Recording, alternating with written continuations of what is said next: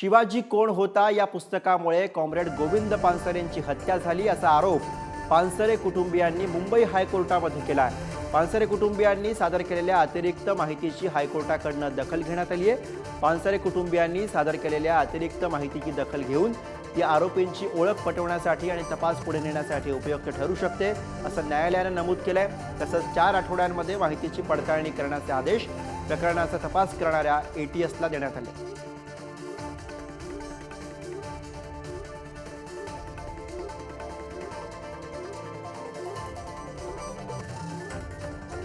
प्रतिगामी विचारधारेच्या संघटनांचा पुस्तकाला विरोध होता।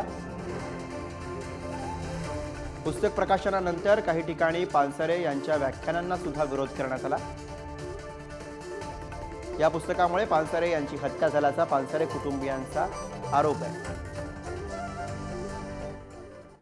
दरम्यान याबाबत मेघा पानसरेंनी काय प्रतिक्रिया दिली बघूया। त्यावेळी त्याच्याबाबत बराच वाद झाला होता आणि अनेक हिंदुत्ववादी लोक त्याच्या विरोधात होते।